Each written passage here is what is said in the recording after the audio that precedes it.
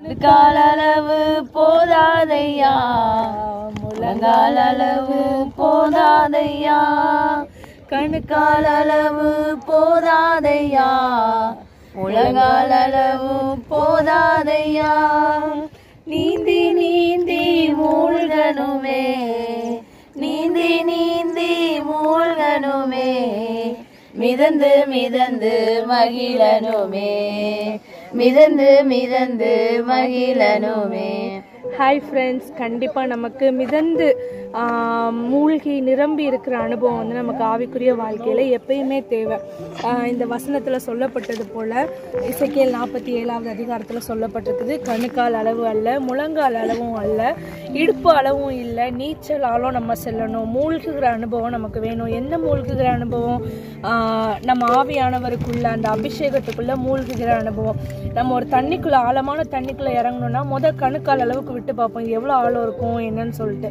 ஆனால் அதையிலேயே நம்ம நின்று சாட்டிஸ்ஃபை ஆக முடியாது.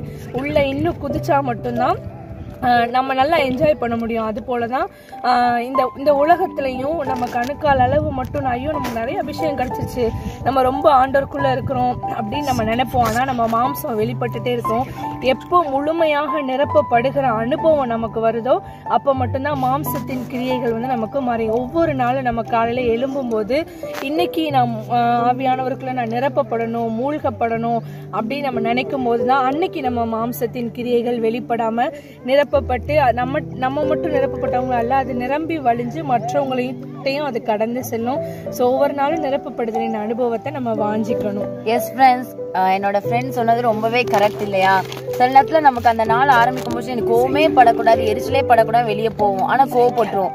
இதுக்கெல்லாம் காரணம் என்ன தெரியுமா? நம்மளால காலை நேரத்துல அபிஷேகத்துல நிறைஞ்சி ஆவில நிறைஞ்சி நிரப்பப்படாம போறதுனாலதான். நம்ம இதயத்துல கொஞ்சம் மட்டும் ஆவியானவருக்கு இடம் கொடுத்து மீதி உலகத்துக்கு இடம் கொடுத்திருந்தா கூட அன்னைக்குள்ள சோதனை நம்ம விழுந்துடும். ஸோ ஃப்ரெண்ட்ஸ், இந்த காலையில நான் உங்களை என்கரேஜ் பண்றேன், நல்லா ஒவ்வொரு நாளும் காலை நேரத்துல ஆவில நிரம்பி அபிஷேகத்துல ஆவியானவருக்கு இடம் கொடுத்துட்டு அந்த நாளை ஸ்டார்ட் பண்ணுங்க. ரியலி அந்த டே ரொம்ப உங்களுக்கும் ஆசீர்வாதமா இருக்கும், மற்றவங்களுக்கும் ஆசீர்வாதமா இருக்கும். எங்களோடு சேர்ந்து ஜெபிக்கிறீங்களா? இந்த நேரத்துல அம்மா உங்களுக்காக ஜெபம் பண்ணுவாங்க. ஸ்தோத்திரம் ஆண்டவரே, எங்களை நேசிக்கிற நல்ல தேவனே, இப்பொழுதும் கூட இந்த நீச்சல் ஆழத்தின் அனுபவத்தை எங்களுக்கு கற்றுக் கொடுத்தீங்க ராஜா.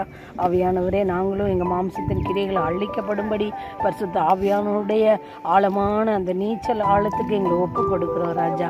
எங்கள் முற்றிலும் ஆளுகை செய்யும் ஒவ்வொருவருக்கும் இந்த வெளிச்சத்தை கட்டளையிடுவீராக. இயேசு மூலம் ஜெபம் கேளு நல்ல பிதாவே, ஆமென்.